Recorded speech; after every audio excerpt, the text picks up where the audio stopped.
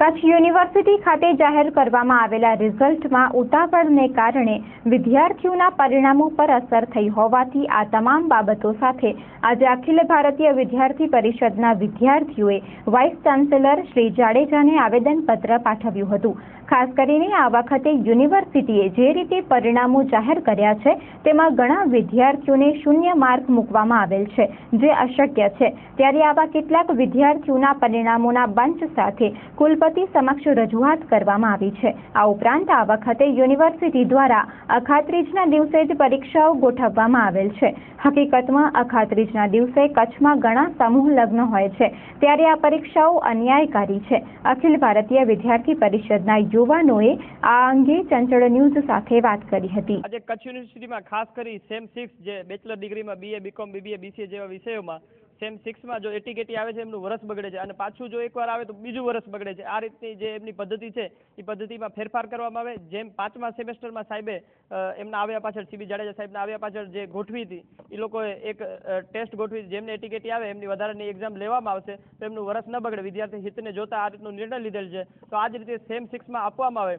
તેમજ BA same 6માં જે ઇંગ્લિશના જે રીતે પેપરો જોયા છે તો ઘણા લોકો ફર્સ્ટ ક્લાસના વિદ્યાર્થી છે અને 2, 5, 0 સુધીના માર્ક્સ આવ્યા છે ઇંગ્લિશમાં। એવો 40નો અમે બંચ એમની સાથે સબમિટ કર્યું છે આ એક આવેદનપત્રની સાથે કે આ રીતનો બધા વિષયમાં 40-50 ઉપર હોય 70માંથી અને આમાં 0થી કરીને 5, 7 સુધીના આવ્યા છે અનેક વિદ્યાર્થીઓને। તો એ અમારી રજૂઆત હતી કે આનું રીએસેસમેન્ટ ફરીથી સારી રીતે ચેક કરવામાં આવે, એ જ રીતે રિમિડિયલ ગોઠવવામાં આવે। તેમજ અને એક એવી રજૂઆત હતી જેમાં અખાત્રીજ હિન્દુ સમાજ માટે પવિત્ર દિવસ છે। વણજોયા મૂર્તે એમાં લગ્ન થાય છે, અનેક સમાજોના સમૂહ લગ્ન પણ આ જ દિવસે થાય છે અને અમુક સમાજોના માત્ર એક જ દિવસે આ જ દિવસે લગ્ન થાય છે। તો એ દિવસે MA MCom MBA જેવી એક્ઝામ રાખેલ છે તો એ એક્ઝામને એક દિવસ માટે એમને પાછળ લઈ જવામાં આવે, જેના કારણે અમુક અપવાદરૂપ કિસ્સામાં પોતાના લગ્ન છે, વિદ્યાર્થીઓના પોતાના લગ્ન છે તો એ લગ્ન એમનું જાળવી શકે, સારી રીતે લગ્ન માણી શકે, એટલે એક વિષયની એક્ઝામ એ પાછળથી લેવામાં આવે અને આ દિવસે રજા રાખવામાં આવે। ખાસ કરીને જે માર્ક આપવામાં આવે છે એ ઉપરથી લાગે છે કે જે પ્રોફેસરે ચેકિંગ કર્યું છે એ યોગ્ય રીતે ચોખ્ખું નથી। આ લાગે છે કે યુનિવર્સિટીના પ્રોફેસરે ચેકિંગ કર્યું છે?